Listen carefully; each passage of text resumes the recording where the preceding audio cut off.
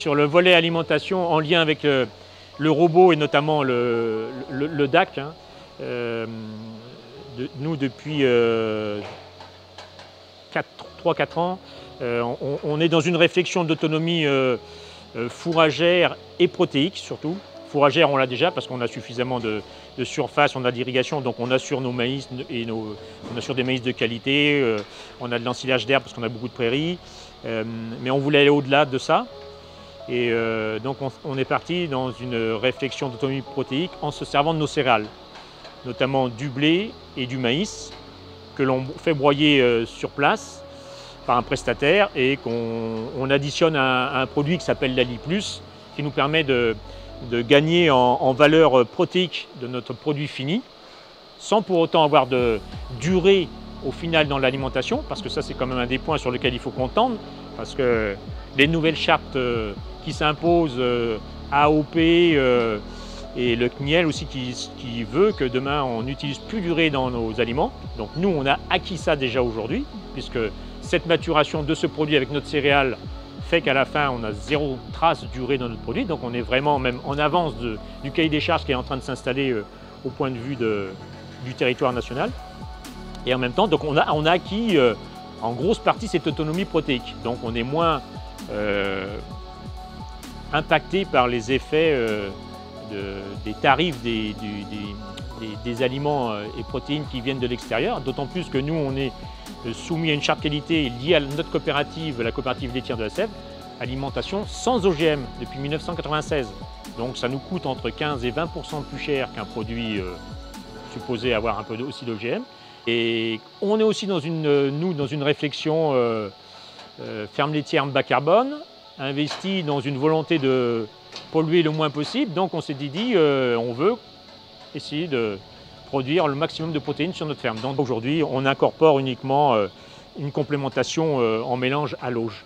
Et il y a, je pense, on pourrait encore aller un peu plus loin dans notre autonomie protéique, qui est tant recherchée par le consommateur, parce qu'on rassure les gens à consommer du local, mais consommer du local, mais en produit avec du local, je pense que c'est encore bien plus parlant, quoi. Et c'est vraiment ce que nous on cherche.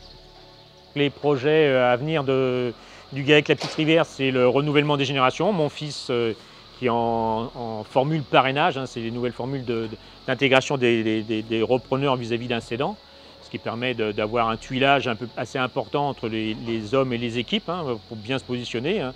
Ça rassure le jeune installé de venir dans une équipe, somme toute, qu'il connaît, parce que c'est mon fils, il connaît un peu l'équipe, mais bon, dans la répartition des nouvelles tâches éventuellement, et puis au cédant, que les choses se passent progressivement. Donc ça, c'est quelque chose qui est bien ancré, avec mon fils Benjamin qui a eu un cursus agricole qui lui a permis d'avoir une expérience même à l'étranger, donc il a vu des élevages, il sait comment c'était. Il était pourtant plus jeune avec une vocation plus végétale, mais finalement des heures de tracteur, ça l'a vite moins passionné que de se dire je suis un élevage où je suis avec du vivant, j'interagis rapidement, il y a de la technologie aujourd'hui intéressante, on peut avancer et en même temps en gardant un lien avec la partie végétale, parce qu'il faut absolument s'intéresser de ce qu'on va cultiver dans les champs pour donner à manger nos animaux. Donc il est plus parti dans le pôle animal demain, mais en veille aussi avec le végétal. Donc c'est ça les prochaines mutations chez nous, avec toujours l'état d'esprit de développer encore plus la productivité d'animal, en tout cas en volume et notamment sur le volet économique. Alors d'autant plus intéressant si les évolutions du logiciel nous permettent d'avoir des données très précises et régulières là-dessus, on avancera d'autant plus vite. Ça pour nous c'est important. Travailler la génétique aussi, on est parti là depuis quelques temps, on fait du génotypage maintenant depuis 4-5 ans.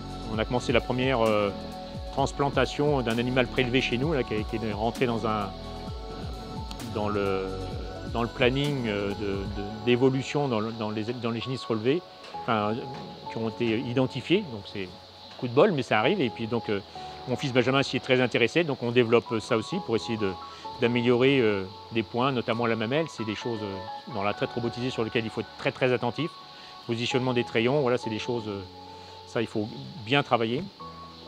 Après dans le choix du robot et puis dans la continuité, chez nous, c'est souvent de fois, on dit ouais, les animaux ne vont pas au robot, ça ne se passe pas bien. Et moi je le dis souvent quand les gens viennent visiter, ça peut arriver, mais souvent c'est l'éleveur qui est moins bien adapté au robot que la vache. Parce que finalement elle s'adapte assez rapidement et c'est pour ça qu'on peut voir des différences d'expérience en traite robotisée, des gens qui sont déçus, alors après dans leur pratique parce qu'elles ne sont peut-être pas adaptées à l'évolution sur laquelle il faut aller en traite robotisée, quoi. Et il faut bien faire la rupture entre une salle de traite traditionnelle où ça nécessite une présence, aller chercher les animaux dans les logettes, dans l'air paillé pour les amener dans l'air d'attente, ensuite les traire. Il y a vraiment quelque chose qui est très calé. Et si on continue à garder ces gestes-là en traite robotisée, on va chercher les animaux. Plus on ira chercher les animaux, plus on ira en chercher d'autres, et ainsi de suite. Et on remplit les cases d'apprentissage qu'on appelle, hein, qui sont juste avant les robots, et on finit par passer plus de temps que dans la traite traditionnelle. C'est plus les pratiques de l'homme qui font que l'animal ne s'adapte pas bien, pas bien, ou pas suffisamment vite, et ça devient lassant quand on va chercher beaucoup d'animaux. Parce que nous, aujourd'hui, voilà, c'est 3-4 animaux, 3-4 vaches le matin, 3-4 vaches le soir, terminé. Hein. Et l'objectif, c'est 0 demain, c'est évident. Et ça, c'est vraiment les gestes de l'éleveur qu'il faut adapter, il doit s'adapter au robot, quoi. Et l'animal, en fait, il vient presque naturellement parce qu'il n'a pas de contraintes. S'il est dans un UVR, il faut un confort de bâtiment optimum, c'est évident, il faut bien concevoir son bâtiment, les espaces devant les robots, toutes ces choses-là, les points d'eau, ça c'est très important.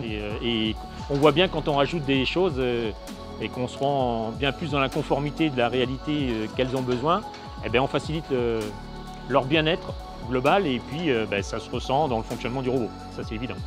On ne parle pas de la ventilation, tout ça c'est des choses qui sont importantes, hein. Plus on va les mettre dans un univers de confort, et plus elles seront en autonomie en fait. Et puis après, voilà, ça déroule dans le robot. Et là, on est heureux, quoi.